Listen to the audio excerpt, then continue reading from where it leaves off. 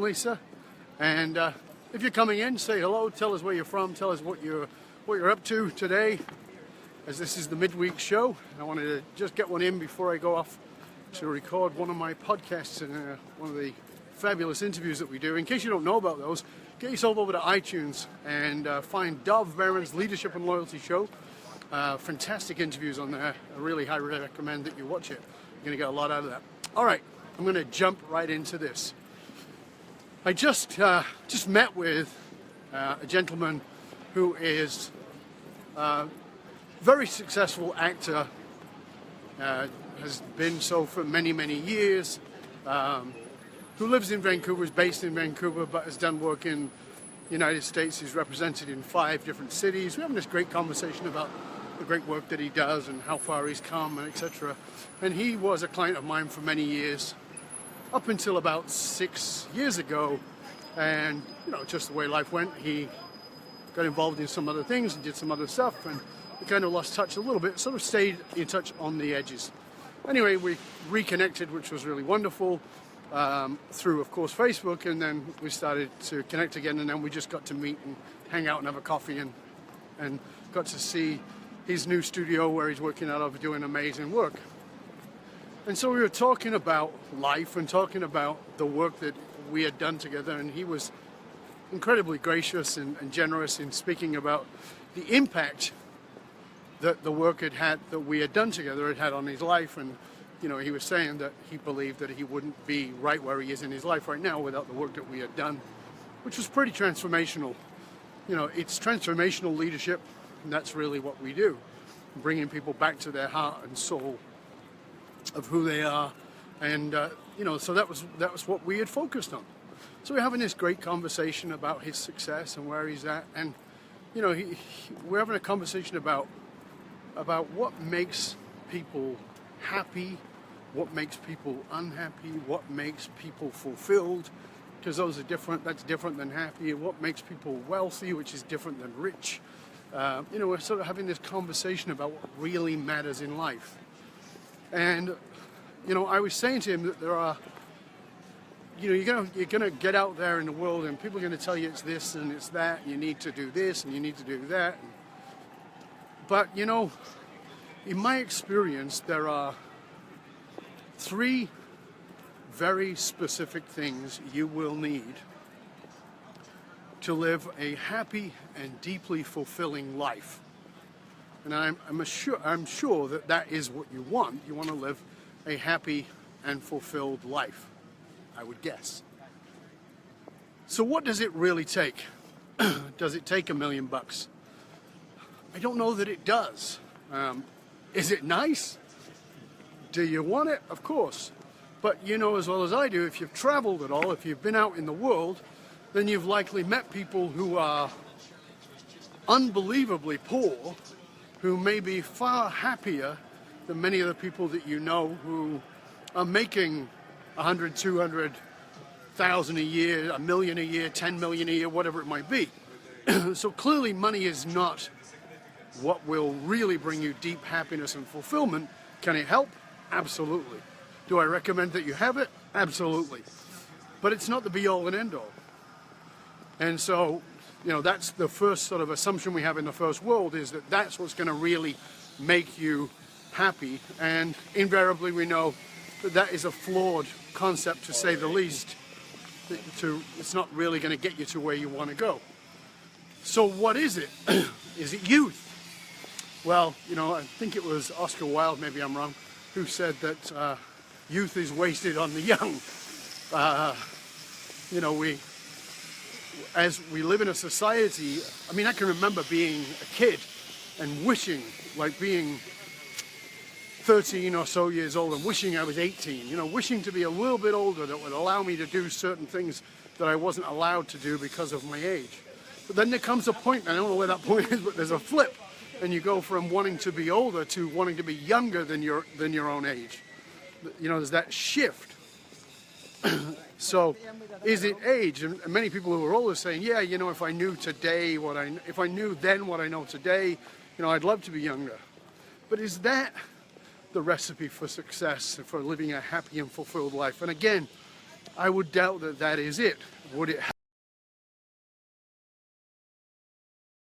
take the knowledge of what I knew from this place back to that point in time? Yeah, I'd love to do that. That would be amazing. However, that's not it either. So what is it? What is it that will really get you to living a happy and fulfilled life? And in my experience, I've broken it down to 3 key ingredients, and I really want you to write these down, watch this video back, because I think that this will dramatically transform your life by transforming your focus. Because we all tend to run around a little bit like chickens with our heads cut off, trying to find the answer. And I want to give it to you. I want to give you the shortcut. Is that okay? I give you 3 key pieces to having a happy, fulfilled life. So the first one is this. You got to know yourself. That's number 1. Simple, not easy. You have to know yourself. If you want to live a deeply rich, fulfilling life, you got to know you. And the problem with that is it's an ongoing process. I'm 59 years old. I've been working on this actively since I was 19, on that process of self-knowledge. Am I there? Absolutely not. Is there a new level, a deeper level of understanding possible? Always. So you're never quite there. There's always another level of insight into yourself that is necessary. So it becomes a lifelong commitment. If you want to live a deeply happy and fulfilling life, the first thing you've got to do is commit to self-knowledge. And the minute you think you're there, you are dead in the water. You know, I hear people say, well, you know, I've been working on this for 3 years, for 5 years, for 10 years, for 20 years, whatever it is, you know, and I just need to take a break. I got news for you. When it comes to self-knowledge, you are always traveling up a down escalator. I promise you, take time off from requiring self-knowledge, from being self-aware, you are going to backslide. I'm not telling you that to slap you or give you any, I just want you to have a reality check. That's just how it is. You have to be committed to self-knowledge and self-awareness ongoingly. That's the first key insight for you. The first key insight to living a happy, joyous, fulfilled life is you have got to commit to self-knowledge, to know thyself, and self-awareness. So self-awareness is not enough. Self-knowledge is not enough. It's the combination of the two. Okay, so that's the first key insight. What's the second? The second one is, if you want to live a deeply joyous, fulfilled life, then you've got to find your purpose. You have got to find your purpose. And you've heard me say this before, do not mix up your purpose with your passion. Think about what you were passionate about when you were 10, 15, 20 years old. It's likely not the same thing. Passion can be transitional. It comes in, it goes, it's about one thing, it's about another. Your passion is not your purpose, but your purpose is contained within your passion. Your passion is a vehicle for your purpose, but it's not your purpose. You have to find out what the common thread is that runs through whatever your purpose is in this given moment. As a kid, my passion was artistry. I wanted to paint. I wanted to draw every possible turn. I was never without a pencil and paper. There was napkins, anything I could draw on. I was deeply passionate about it. Maybe even believed it was my purpose for a long, long time. But I don't paint anymore. I don't draw anymore. Well, it's not fair to say I don't, but very little. So what happened? My canvas changed. See, there's this wonderful quote from Michelangelo, and forgive me, I'll probably say it wrongly, but it goes something like this, in that when Michelangelo was asked about the sculpture of David, his answer was, David was always in the marble. My job was simply to chip it away. See, as an artist, I would add layers of paint. I would add things to things in my form of artistry. but my art has changed form now. My art now is like Michelangelo. It's about chipping away everything that hides the magnificence of what? Well, my canvas is you. My canvas is people. My canvas is leaders. That's my canvas, chipping away everything that hides the magnificence and the beauty therein. So if you want to live a life of deep happiness and fulfillment, the second strategy, the second insight and clarity that you need is into your purpose. But again, don't mix up your purpose with your passion.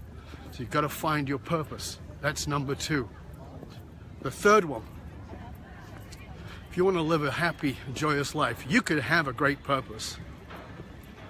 You can know yourself and be even somewhat active in that process of self-knowledge. But there's going to come a point where you want to share your life with another. And to have a happy, fulfilled life, that is going to be key. You're going to want to find a partner. But the right partner is a whole other question. And that in itself is an evolutionary journey. What I mean by that is, do you know what you actually want? Have you been absolutely specific about what it is you want? Do you know what is absolutely non-negotiable to you? If you're doing the work around self-knowledge, self-awareness, there's a good chance you might have done some of that work. There's also a good chance you might not have. Are you able to be with yourself? If you're going to be in a really healthy relationship, you've got to be in a super healthy relationship with yourself. You actually got to be able to find joy in being with yourself. But don't tell me I like being with myself. You know what? Can you actually be alone? Because if you can't be with you, why the hell would anybody else want to be? You've got to define what a healthy relationship is. And just to help you be clear how it ties into the first two, it's this. You'll know it's the right relationship because your partner will be just as committed to self-knowledge, just as committed to fulfilling their purpose, and just as committed to insisting that your relationship is not in the way of you fulfilling your purpose and your self-knowledge. You'll both be deeply committed to not only your own self-purpose, but assisting and pushing and encouraging your partner to fulfill their purpose too, to digging deeper into themselves. So, once again, what are the 3 keys, the 3 deep insights into living a deeply happy and fulfilled life? It's this: self-knowledge, ongoing, and it's a commitment. You're never there. Number 2, the second thing is you've got to find your purpose. And again, your purpose is not your passion. Your passion will contain your purpose, but it is not your purpose. It is often a vehicle for your purpose, but it is not your purpose. Find the deep thread that runs through all those things that you've been and are passionate about. And the third key, the third insight, the third strategy for living a deeply happy and fulfilled life is this: find the right partner. But you can't find the right partner if you're going shopping when you're hungry, if you're just taking whatever comes along. You know this if you've ever been in any kind of a health kick, that you're sticking to your food, you're doing really well, you're doing great, and then one day you go shopping while you're hungry and you will buy shit that you know you should not buy, and you will eat stuff that you know you should not eat because you're shopping when you're hungry. Unfortunately, most people approach relationship from exactly that space. They're entering into a relationship without ever really considering what it is that they want. They shop when they're hungry. They are desperate. They want rather than not needing. It's a powerful insight. Those, my friend, are the 3 key strategies for living both a happy and deeply fulfilling life. Now, I know you're going to think it's a bunch of other things, but I promise you, if you can get to that, every door opens for you. Everything will open up from there. That's what it really takes. That's what it will really happen. And that's how you're going to be somebody who is magnetic. And I've talked about magnetic people before, but I'll just briefly talk about it here. A magnetic person, think about what a magnet is. At one end, boom, things are attracted to it. But at the other end, things are repelled away from it. That's what you want to be. You want to attract exactly what's right for you, and you want to repel what's wrong, what doesn't fit, what is not in alignment with your soul. So that you're living your soul's purpose in deep self-knowledge in a committed relationship.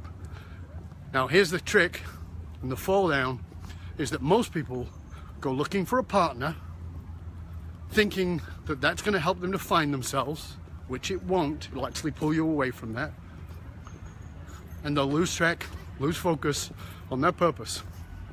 Most people go about it backwards. The relationship is the third part.